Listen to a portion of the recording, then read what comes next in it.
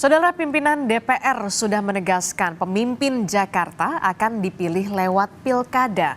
Namun pasal soal penunjukan langsung gubernur oleh presiden masih ada di draft RUU Daerah Khusus Jakarta. Apakah pasal ini artinya akan dihapus atau kemudian direvisi?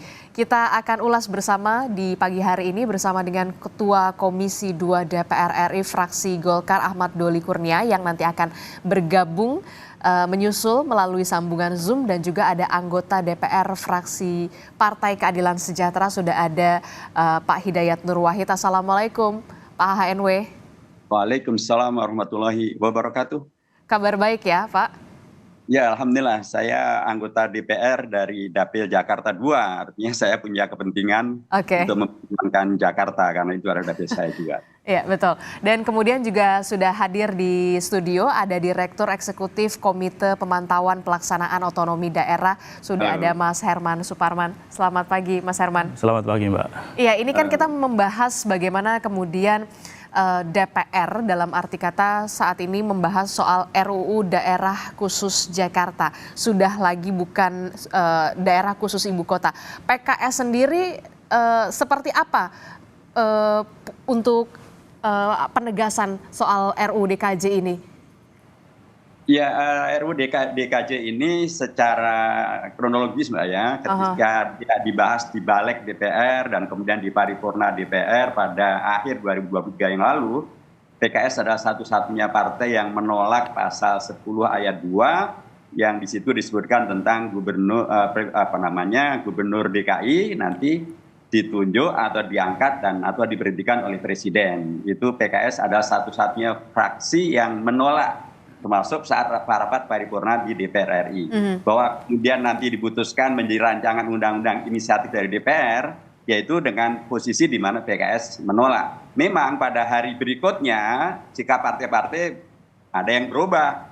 Yang tadinya tidak ada yang menolak kecuali PKS, kemudian mereka juga ikut menolak. Dan sekarang tadi seperti disampaikan oleh Pak Sufi Dasko, Wakil Ketua DPR, kata beliau para partai-partai semuanya, bahkan juga presiden menolak untuk gubernur dan atau wakil gubernur dipilih atau ditunjuk oleh presiden, tetapi akan dipilih kembali oleh rakyat. Ya alhamdulillah kalau dengan demikian maka sikap PKS yang saya dari awal menolak itu ternyata menjadi sikap daripada partai-partai yang lain, bahkan sikap daripada Pak Jokowi, termasuk juga sikap dari DPR. Alhamdulillah tentu apa yang diperjuangkan oleh PKS termasuk saya dari dapil pemilihan dari dapil Jakarta 2 adalah mengakomodasi dan mengadvokasi memperjuangkan aspirasi rakyat Jakarta. Di mana Jakarta sesuai dengan sumpah jabatan kami ya harus kami perjuangkan, begitulah apa yang ada di DPR. PKS sikap gitu. Oke, Pak HNW, kemudian dasar penolakan PKS ini soal RUU DKJ ini spesifik karena pemindahan ibu kota negara, ataukah kemudian pemilihan kepala daerah ini memang harus melalui pilkada, atau justru kemudian kalau di pasal RUU DKJ ini kan pemilihan itu bisa dilakukan secara langsung oleh presiden. Di klausul yang mana kemudian PKS melakukan penolakan atau menolak RUU DKJ ini? Ya, secara prinsip PKS tentu sangat menghormati keputusan hukumnya. Ketika dalam prosesnya PKS menolak RUU tentang IKN dan atau revisi tentang RUU IKN, tentu itu adalah satu penyikapan yang kami lakukan secara konstitusional. Dan ketika kampanye kemarin pun juga kami menyampaikan tentang pentingnya Jakarta tetap menjadi ibu kota Indonesia. Nah, adapun tentang RUU DKJ, ini sesungguhnya ada satu hal yang juga perlu klarifikasi. Tadi kan dikatakan seolah-olah Jakarta sudah kehilangan status ibu kotanya. Itu sesungguhnya diatur di pasal 39 di Undang-Undang Nomor 3 Tahun 2022 bahwa tentang di ayat 1-nya bahwa kedudukan, fungsi dan peran ibu kota negara tetap berada di provinsi daerah khusus ibu kota Jakarta sampai dengan tanggal ditetapkannya pemindahan ibu kota negara dari provinsi daerah khusus ibu kota Jakarta ke ibu kota Nusantara dengan keputusan presiden. Dan sampai hari ini belum ada keputusan presiden tersebut, Mbak. Belum ada kepresnya ya? Ya, jadi karenanya sesuai dengan undang-undang tentang IKN itu sendiri, Jakarta tetap masih menjadi ibu kota Indonesia sampai nanti muncul kepres. Sampai hari ini kepres itu belum ada. Nah, berikutnya yang kami tolak memang terkait dengan adanya kondisi ketidakadilan dan diamputasinya kedaulatan rakyat Jakarta, ya kalau kita bandingkan dengan daerah-daerah khusus yang lain, Mbak, di Indonesia ini yang khusus bukan hanya Jakarta, tapi ada juga Aceh, ada juga Yogyakarta, dan ada juga Papua. Di semua daerah khusus itu tidak ada kepala daerahnya, gubernurnya yang dipilih, ditunjuk, dan atau dibentuk oleh presiden.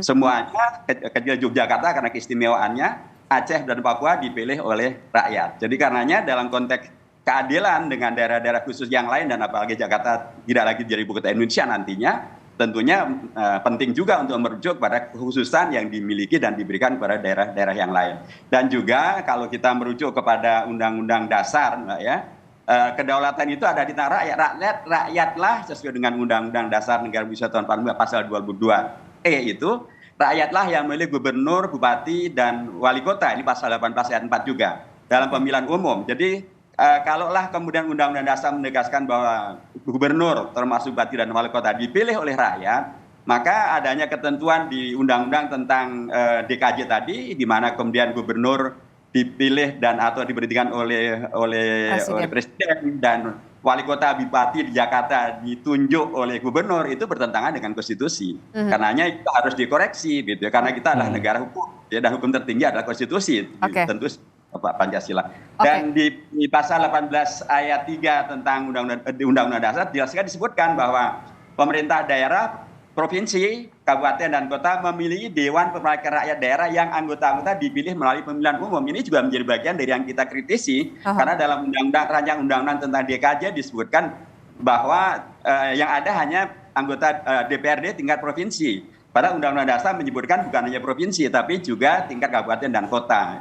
Sementara di Undang-Undang tentang rancangan undang-undang tentang DKJ, untuk kabupaten dan kota hanya ada Dewan Kota di dari setiap kecamatan yang dipilih oleh gubernur dan oleh bupati dan wali kota. Tentu lagi itu bertentangan dengan konstitusi. Karenanya mumpung kita bicara tentang rancangan undang-undang tentang daerah khusus Jakarta, kami ingin mengembalikan pada prinsip konstitusi. Undang-Undang Dasar kita telah mengatur adanya gubernur, dan bukan hanya gubernur, bahkan bupati dan wali kota juga ada, semuanya dipilih oleh pemilihan umum, melalui pemilihan umum secara demokratis, dan rakyatlah yang memilih, begitu, Mbak. Oke, selain karena memang bertentangan dengan konstitusi ketika gubernur dan juga wakil gubernur ini dipilih dan juga diberhentikan oleh presiden, menurut Anda, Pak Henwe, apa mudarat lainnya ketika benar-benar tidak ada pilkada di DKI Jakarta? Ya, menurut yang lainnya kita sudah akan menjadi terbiasa melanggar konstitusi, dan itu mudarat banget gitu. Dalam negara hukum, konstitusi harus menjadi rujukan utama. Ketika kemudian konstitusi diabaikan, ini mudarat yang luar biasa. Terus apa yang kita pegangi kalau kemudian konstitusi kita abaikan? Dan apalagi itu terkait dengan Jakarta, daerah yang saya wakili gitu. Dan aspirasi warga Jakarta, Mbak, yang saya wakili ini 80% lebih warga Jakarta menolak bila kemudian mereka tidak lagi diberi hak untuk memilih gubernur dan wali kota. Mereka bilang di Jakarta ini RT RW aja dipilih oleh rakyat, masa iya sih gubernur nggak dipilih lagi oleh rakyat begitu. Dan kemarin pun dalam di era reformasi gubernur sudah dipilih oleh rakyat. Nah, itu dalam posisi di mana Jakarta adalah ibu kota Indonesia. Kalau Jakarta tidak lagi menjadi ibu kota Indonesia, terus alasan konstitusionalnya apa? Sehingga kemudian gubernur tidak lagi dipilih oleh rakyat. Harusnya Jakarta ini sebagai daerah yang ya lebih maju dari sisi ekonomi, lebih maju dari sisi pendidikan, warganya juga lebih tercerahkan, mestinya menjadi contoh tentang demokrasi yang lebih berkualitas gitu. Jangan kemudian di Papua saja rakyat memilih gubernurnya, di Aceh rakyat memilih gubernurnya, di Jogja rakyat memilih bupati dan wali kotanya, di Jakarta bahkan semuanya diamputasi. Tentu ini suatu ketidakadilan, padahal Pancasila kita dalam dua silanya menyebutkan tentang keadilan, sila kedua dan sila kelima. Begitu. Oke. Pak Herman, Anda sepemahaman dengan Pak Hidayat Nur Wahid soal ini? Ya, menyambung yang disampaikan oleh Pak Hidayat ya. Pada tempat yang pertama tentu kita memberikan apresiasi pernyataan Pak Dasko kemarin menyatakan bahwa semua parpol dan juga pemerintah sudah setuju untuk merevisi ketentuan terkait dengan penunjukan langsung di dalam proses pemilihan kepala daerah DKJ ke depan gitu ya. Itu clear? Itu clear ya, tetapi kita mesti kawal gitu ya. Karena apa? Karena sedari awal KPPOD itu menolak dengan tegas gitu ya terkait dengan ketentuan penunjukan langsung kepala daerah atau gubernur DKJ ke depan. Kenapa? Kita bisa melihat pada beberapa aspek, Mbak. Pertama soal aspek normatif seperti yang tadi disampaikan oleh Pak Hidayat, berkata ini sudah mengangkangi konstitusi. Karena jelas di dalam konstitusi, di dalam pasal 18 ayat 4 sudah dinyatakan bahwa gubernur, bupati, wali kota itu dipilih secara demokratis. Dan itu ditegaskan kembali di dalam Undang-Undang 10 2016, Undang-Undang Pilkada, bahwa gubernur, bupati, wali kota itu dipilih secara demokratis oleh rakyat di daerah gitu ya. Itu pada aspek yang normatif, itu sangat prinsipil. Kemudian yang kedua pada aspek konseptual dan historis gitu ya. Kita tahu sejak 99 kita menerapkan desentralisasi dan otonomi daerah pasca reformasi dengan dua tujuan utama. Pertama itu adalah penguatan demokratisasi lokal. Kemudian yang kedua adalah penguatan pemerintahan yang efektif dan efisien. Pada posisi yang pertama soal demokratisasi lokal seperti yang tadi disampaikan oleh Pak Hidayat gitu ya. Tentu dengan penunjukan langsung ini sudah membatasi hak dan akses publik atau warga DKI Jakarta untuk memilih secara langsung kepala daerahnya. Dalam hal ini gubernur gitu ya. Itu yang pertama. Kemudian yang kedua, kalau kita kaitkan dengan tujuan yang kedua soal penerapan otonomi daerah, soal efektivitas dan efisiensi, kita belajar dari 2,5 tahun ini di Indonesia, di mana 271 daerah, termasuk DKI Jakarta, itu dipilih PJ kepala daerahnya itu oleh pemerintah. Dalam hal ini oleh Mendagri dan juga oleh Presiden, gitu ya. Dalam prosesnya, kalau kita mengaitkan dengan prinsip yang demokratis, ada begitu banyak prinsip yang dilanggar dalam proses penunjukan PJ kepala daerah ini. Aspek transparansi, aspek partisipasi, aspek akuntabilitas. Kita ingin bahwa ke depan dalam proses pemilihan atau penunjukan PJ kepala daerah DKJ itu tidak mengulang lagi rekam jejak yang terjadi dalam 2,5 tahun terakhir, gitu ya. Dan yang ketiga adalah kita melihat pengalaman di Jakarta sendiri ya Pak Hidayat, ketika PJ gubernur itu ditunjuk oleh pemerintah pusat, dalam hal ini oleh Presiden, ada fenomena resistensi publik terhadap kehadiran pejabat yang muncul dari pemerintah pusat. Dan itu akan sangat mengganggu aspek tata kelola pemerintahan di DKJ, gitu ya. Mulai dari proses perencanaan, proses penyusunan kebijakan, pelayanan publik, dan juga monitoring evaluasi terhadap seluruh dimensi tata kelola yang tadi, gitu ya. Kemudian yang ketiga ya, yang paling penting, kalau kita mau konsisten dengan proses penyusunan peraturan perundang-undang yang baik, gitu ya, coba bandingkan antara naskah akademik dari draft undang-undang ini dengan apa yang ditentukan di dalam dalam draft itu sangat berbeda. Di dalam naskah akademiknya yang kami baca, dia hanya mengangkat persoalan soal friksi sosial yang terjadi pasca pemilihan, kemudian biaya yang begitu besar. Sementara dalam rekomendasinya di dalam naskah akademik itu malah tetap mempraktikkan proses pemilihan yang existing, artinya dipilih oleh rakyat DKI secara langsung gitu ya. Jadi kami melihat ada inkonsistensi gitu ya antara naskah akademik dengan apa yang diatur di dalam rancangan undang-undang ini. Ini tentu satu praktik yang tidak layak untuk dicontoh ya.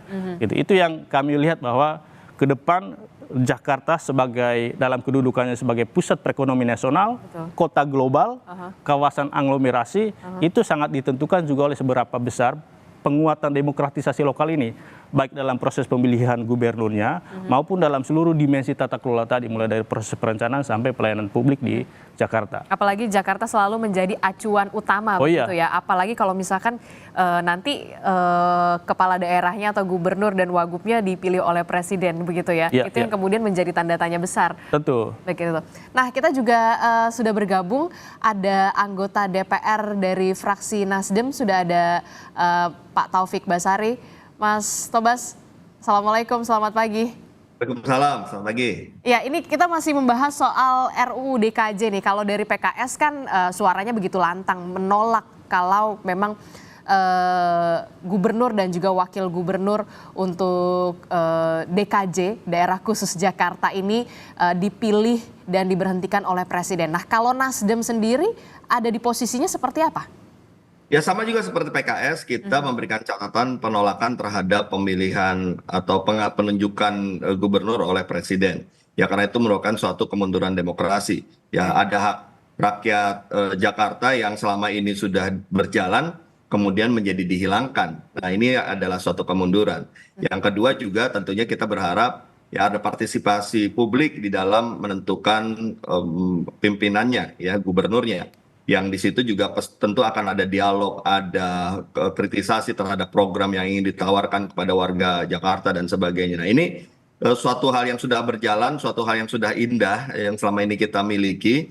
Tentunya jangan sampai kemudian dihilangkan ya untuk kepentingan-kepentingan tertentu yang akhirnya merugikan kita semua. Nah, oleh karena itulah fraksi Partai Nasdem juga sama seperti PKS kita akan berada di garda terdepan ya untuk menolak norma yang memberikan penunjukan atau pengangkatan gubernur oleh presiden ini.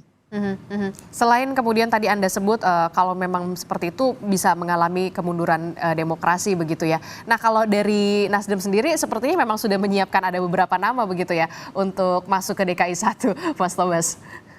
Ya, itu persiapan kita untuk menuju Pilgub untuk DKI ya. Nah, itu juga menunjukkan konsistensi dari fraksi Nasdem yang memang ya kita akan terus bertahan ya untuk menolak adanya pasal tersebut. Dan tidak hanya itu saja, kita pun juga melakukan lobby-lobby kepada fraksi lain ya untuk juga bersama-sama kita tidak memuluskan jalan untuk adanya pengangkatan terhadap gubernur di DKJ ini. Dan tentunya itu penting karena memang butuh juga dukungan dari mayoritas fraksi. Selain itu juga kita ingin mengajak kepada seluruh masyarakat untuk sama-sama mengawal nanti proses pembahasannya antara DPR dengan pemerintah ya. Karena terus terang beberapa perubahan-perubahan sikap dari pandangan fraksi di DPR ini juga didasarkan pada masukan-masukan dari masyarakat ya. Ketika masyarakat mengkritisi hal tersebut ya mulailah kemudian ada perubahan pandangan yang juga ikut dalam penolakan ini. Oleh karena itu, ya ayo sama-sama kita kawal proses pembahasan RUU DKJ ini yang nanti akan berlangsung di DPR bersama-sama dengan pemerintah. Oke, kalau Nasdem kan sudah punya beberapa nama, kalau tidak salah ada 3 nama begitu yang kemudian lagi digodok ini untuk ikut berkontestasi DKI 1. Nah, kalau PKS sendiri bagaimana? Yang kita tahu di Jakarta juga menjadi salah satu bisa dikatakan lumbung suara dari PKS. Pak HNW, katanya ada info dari selentingan-selentingan kemudian Pak Anies kemudian, benarkah begitu Pak HNW? Ya, pertama kami berdasarkan real count sementara yang ada, alhamdulillah PKS disebut sebagai pemenang pemilihan umum di Jakarta. Itu kami mudah-mudahan memang demikian adanya. Itu mengulangi tahun 2004 yang lalu di mana PKS juga menjadi pemenang di Jakarta. Nah, tentu kalau kami jadi partai pemenang, tentu saja kami harus juga mempertimbangkan dengan serius aspirasi rakyat Jakarta tentang siapa yang nanti akan dicalonkan sebagai calon gubernur. Soal Pak Anies tentu kita semuanya masih sangat paham bahwa sampai hari ini Pak Anies belum dinyatakan sebagai yang kalah dalam Pilpres gitu ya. Semuanya masih menunggu dan terus masih mengawasi, bahkan timnasnya Pak Anies sudah mempersiapkan tim hukum untuk mengadukan beragam permasalahan Pilpres ini ke Mahkamah Konstitusi, dan kita di DPR juga sedang akan mengadukan tentang yang terkait dengan masalah hak angket. Jadi ini tentang Pak Anies kita tunggu apa kata KPU pada tingkat akhirnya dan apa kata takdir juga tentu saja. Tapi kami di PKS sudah melakukan pemilihan internal untuk menjaring calon-calon gubernur yang direkomendasikan oleh anggota PKS begitu ya, dan itu ada berapa nama Pak HNW? Kalau nama ada 5 besar gitu ya, ada 5 besar nama baik dari internal maupun dari eksternal, tentu belum dibuka sekarang, tentu waktunya nanti akan disampaikan. Tapi saya ingin tegaskan kembali bahwa dalam konteks kami yang sesungguhnya kami juga tolak adalah bukan hanya gubernur yang ditunjuk oleh presiden, tetapi juga bupati dan wali kota yang ditunjuk oleh gubernur.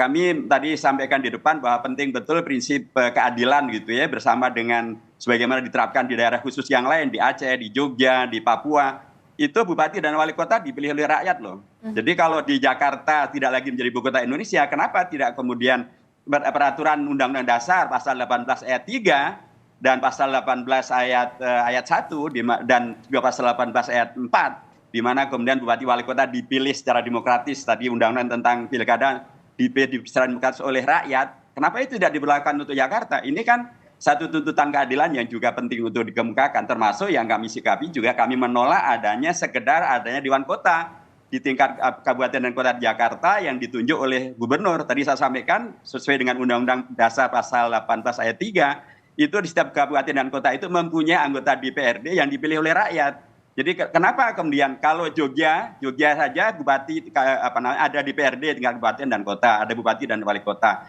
Padahal jumlah penduduk Jogja lebih sedikit ketimbang jumlah penduduk Jakarta. Kenapa kalau Jogja memilih, kenapa Jakarta tidak memilih? Demikian juga untuk di Aceh, demikian juga untuk di Papua. Jumlah penduduk mereka lebih kecil ketimbang penduduk Jakarta, tapi mereka punya bupati dan wali kota dipilih oleh rakyat. Oke. Nah, Jakarta tidak lagi menjadi ibu kota negara, kenapa tidak kemudian juga keadilan ini kita berikan ke rakyat, sehingga mereka mempunyai bupati dan wali kota yang dipilih oleh rakyat, seperti di daerah khusus yang lain, termasuk juga mereka mempunyai anggota DPRD, bukan sekedar Dewan Kota, yang dipilih atau ditunjuk oleh gubernur. Ini akan menghilangkan lagi-lagi kedaulatan rakyat itu, ya, sebagaimana yang diberlakukan di kabupaten dan kota yang lain, ada DPRD yang dipilih oleh rakyat, wajar dong kalau Jakarta juga mempunyai anggota DPR dan DPRD dipilih oleh rakyat di tingkat kabupaten dan kota.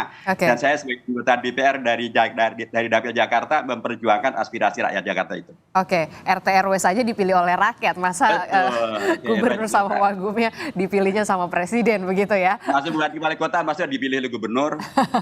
Oke, nah selanjutnya Pak Herman, apa sebenarnya untung ruginya kalau memang gubernur Jakarta ini ditunjuk langsung oleh presiden ataupun kemudian melalui pilkada, dan apa dampak signifikannya ketika Jakarta sudah tidak lagi menjadi ibu kota dan menjadi daerah khusus Jakarta? Jangan dijawab dulu.